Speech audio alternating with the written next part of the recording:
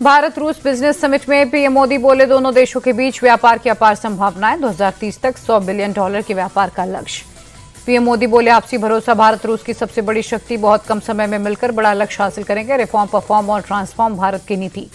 PM Modi बोले, दोनों देशों के बीच फ्री ट्रेड पर चर्चा हुई, दोनों देशों के बीच सहयोग और बढ़ेगा, ये समझौते दोनों ही देशों के लिए उपयोगी।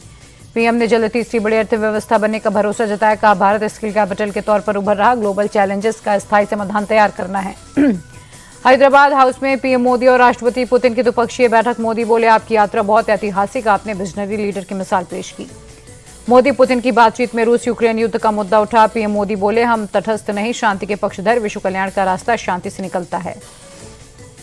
पुतिन ने पीएम मोदी के विचारों पर सहमति जताई, कहा रूस भी शांति के पक्ष में, हम शांतिपूर्ण समाधान के लिए प्रयास कर रहे। बातचीत में रूसी राष्ट्रपति ने की प्रधानमंत्री मोदी की तारीफ, रूस यूक्रेन जंग खत्म कराने के लिए मोदी के प्रयासों की सराहना। द्विपक्षीय मुलाकात के बाद साझा प्रेस कॉन्फ्रेंस में पीएम मोदी बोले, भारत रूस की दोस्ती ध्रुव तारे की तरह, हमारी दोस्ती ग्लोबल चुनौतियों का करेगी सामना।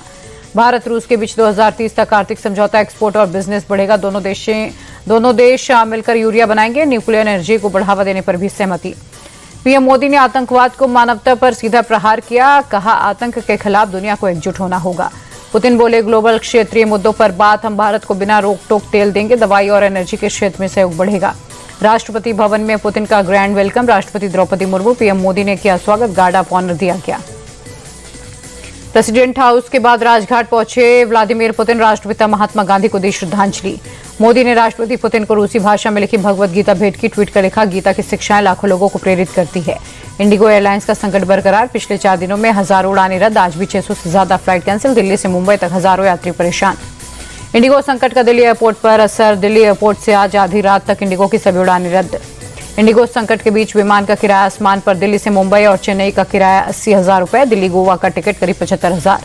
इंडिगो संकट के बीच डीजीसीए का बड़ा एक्शन, वीकली रेस्ट वाला फैसला तुरंत प्रभाव से वापस, क्रू मेंबर की छुट्टी वाली गाइडलाइंस वापस। संकट के चलते इंडिगो को डीजीसीए की वन टाइम छूट, 10 फरवरी के बाद फिर से नए नियमों का पालन करना होगा। हर 15 दिन में इंडिगो एयरलाइंस डीजीसीए को रिपोर्ट देगी। नागरिक उड्डयन मंत्री ने जताई नाराजगी, कहा नए नियमों को लेकर तैयारी का इतना वक्त था, फिर स्थिति कैसे बिगड़ी, फ्लाइट ऑपरेशन जल्द से जल्द सामान्य हो। इंडिगो संकट को लेकर राहुल गांधी का सरकार पर अटैक, का इंडिगो संकट इस सरकार के एकाधिकार मॉडल की कीमत आम भारतीयों को चुकानी पड़ रही। प्रियंका गांधी ने राहुल गांधी के सुर में लाए, कहा पूरे देश में ज्यादातर चीजें कुछ ही लोगों की है, ना ये अर्थव्यवस्था के लिए ठीक, ना लोकतंत्र के लिए। राहुल के बयान पर बीजेपी नेता शाहनवाज हुसैन का पलटवार, का इंडिगो संकट पर सरकार चिंतित है, राहुल गांधी इस पर राजनीति न करें। सपा सांसद डिंपल यादव बोली, इस संकट से लोग बहुत परेशान हैं, सरकार को तुरंत इसमें हस्तक्षेप करना चाहिए। आर्थिक मोर्चे पर आम आदमी के लिए बड़ी राहत, रिजर्व बैंक ऑफ इंडिया ने रेपो रेट में की 25 बेसिस पॉइंट की कटौती, होम लोन की ईएमआई घटेगी। रिजर्व बैंक ऑफ इंडिया ने ग्रोथ आउटलुक बढ़ाया, वित्त वर्ष 2026 के लिए जीडीपी ग्रोथ का अनुमान बढ़कर 7.3%। दिल्ली ब्लास्ट मामले में गिरफ्तार शोएब की एनआईए रिमांड 10 दिन बढ़ी, फरीदाबाद के धौज गांव का रहने वाला शोएब आतंकी उम्र का मददगार। चुनाव में करारी हार के बाद परिवार के साथ यूरोप दौरे पर निकले तेजस्वी यादव, विधानसभा का शीतकालीन सत्र बीच में ही छोड़ा।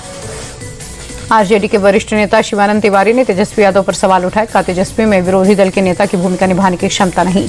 सपा प्रमुख अखिलेश यादव ने यूपी में एसआईआर के आंकड़े सार्वजनिक करने की मांग की, कहा बेलोस पर काम का जानलेवा दबाव न बनाया जाए, नहीं थम रही आजम परिवार की मुश्किलें। अब्दुल्ला आजम को 2 पासपोर्ट मामले में 7 साल की सजा, 2 अलग अलग डेट ऑफ बर्थ का हुआ इस्तेमाल। यूपी में बांग्लादेशी रोहिंग्याओं की धरपकड़ जारी, आगरा में बड़े पैमाने पर सर्च ऑपरेशन। कप सिरप कांड का मास्टरमाइंड शुभम जायसवाल दुबई भागा, वीडियो जारी कर खुद को बेगुनाह बताया, कहा मेरी सिरप जहरीली नहीं। बिहार में ताबड़तोड़ बुलडोजर एक्शन, समस्तीपुर में अतिक्रमण के खिलाफ बड़ी कार्रवाई, अवैध तरीके से बने सैकड़ों घर और झुग्गियां दम दोष।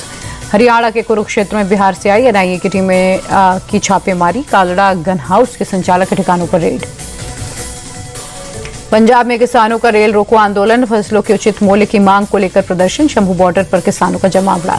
गुजरात के सूरत में पुलिस की ओर से फूड डिपार्टमेंट का ऑपरेशन शुद्धि, अलग अलग डेयरी पर छापेमारी में मिलावटी पनीर मक्खन मावा जब्त। भोपाल में चलते सत्र के बीच विधानसभा परिसर से चंदन का पेड़ चोरी, सुरक्षा कर्मियों को भनक तक नहीं लगी, विधानसभा की सुरक्षा पर उठे सवाल।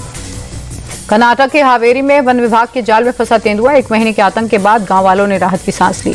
H1B वीजा नियमों में सख्ती, अब सोशल मीडिया अकाउंट की जांच के बाद मिलेगा वीजा, 15 दिसंबर से लागू होगा नया नियम।